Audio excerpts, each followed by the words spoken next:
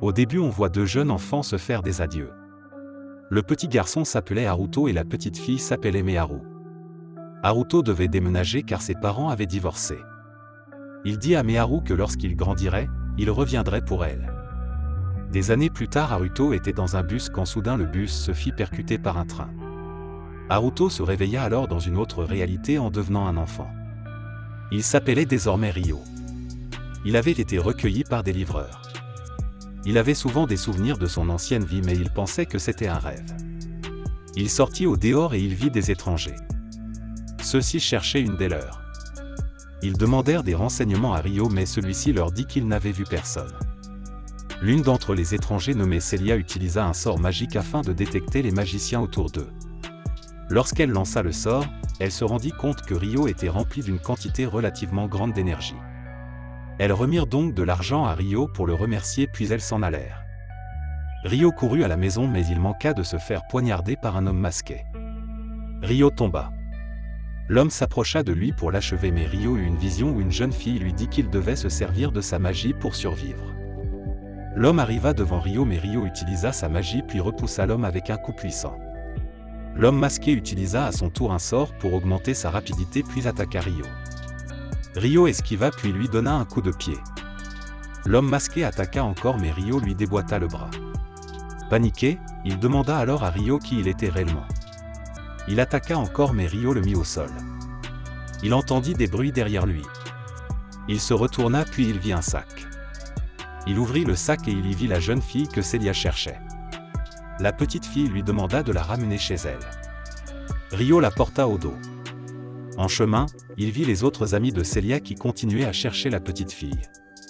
Une d'entre elles courut et gifla Ryo car celui-ci les avait dit plus tôt qu'il n'avait pas vu la petite fille qu'il cherchait. Les autres demandèrent à Ryo de les accompagner au château pour raconter ce qu'il s'était passé. Il refusa au début puis après il accepta.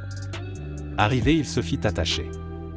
Le capitaine Charles Arbor arriva puis demanda à Ryo d'expliquer ce qu'il s'était passé. Il força Ryo à avouer qu'il avait participé à l'enlèvement de la jeune princesse. Il se mit à torturer Ryo. Celia et Vanessa arrivèrent puis demandèrent au capitaine d'arrêter la torture puis de le libérer. Celia utilisa sa magie pour guérir les blessures de Ryo. Ryo se réveilla puis il vit Celia. Celle-ci s'excusa pour les soldats et lui dit que le roi voulait une audience avec lui pour avoir sauvé la princesse Flora. Le jour arriva alors. Ryo se présenta devant le roi. Le roi le remercia pour avoir sauvé sa fille et en guise de remerciement il lui permit d'intégrer l'Académie royale du royaume en tant que boursier. Quelques jours plus tard Ryo fut admis à l'Académie royale de Beltrom. Celia le présenta aux autres élèves. Le cours commença donc.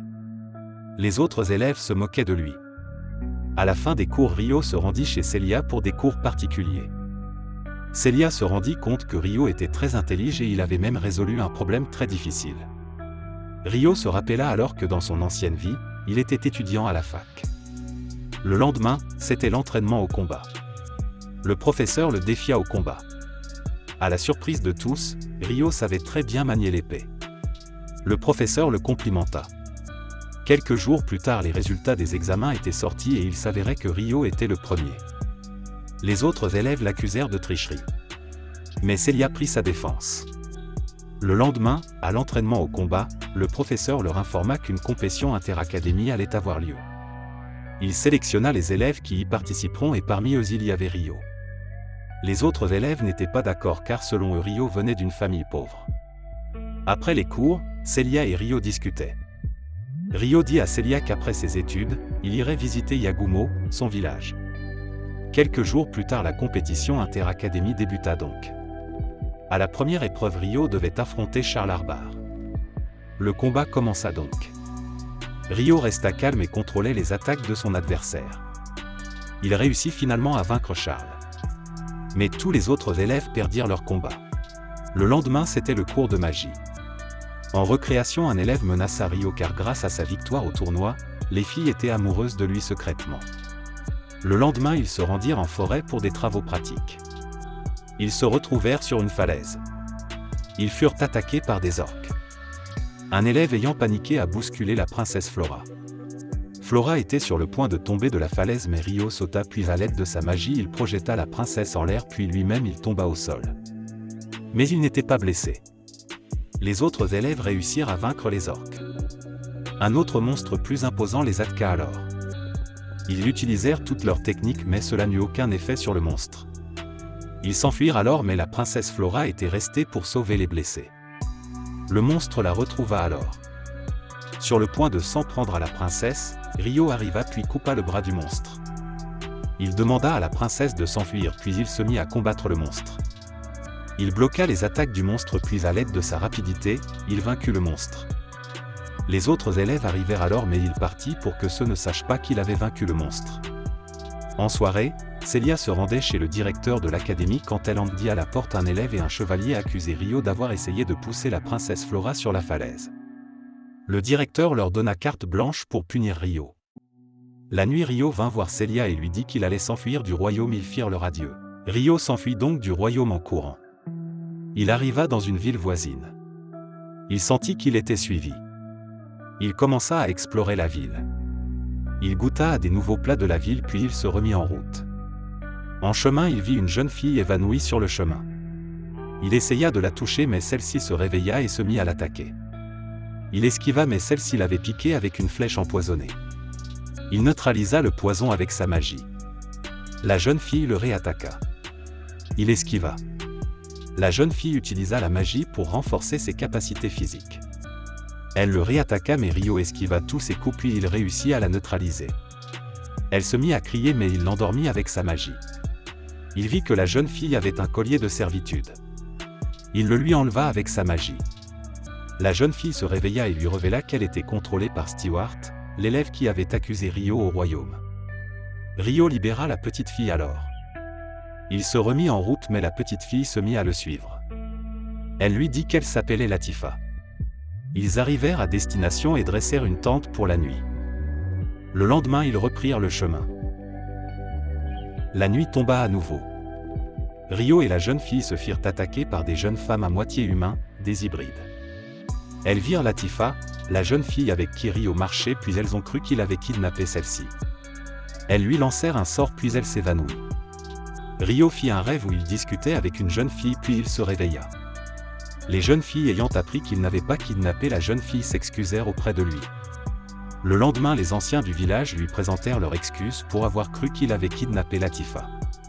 Rio leur demanda alors de s'occuper de Latifa. Les anciens acceptèrent alors. Pendant qu'ils discutaient une belle jeune femme apparut. Elle s'appelait Dame Dryas. Celle-ci le révéla qu'il avait un esprit de forme humaine endormi au fond de lui. Ils lui dirent que ces esprits étaient très rares et qu'il était considéré comme suprême. Le lendemain, ils apprirent leur magie à Rio. La nuit tombait, Rio dit à Latifa qu'il allait quitter le village. Celle-ci partit en pleurant à l'idée que son frère la laisse seule. Les habitants du village ressentirent une présence dans les environs puis ils s'en allèrent pour inspecter. Arrivés sur place ils virent un jeune homme, ancien camarade de Rio avec un œuf de griffon.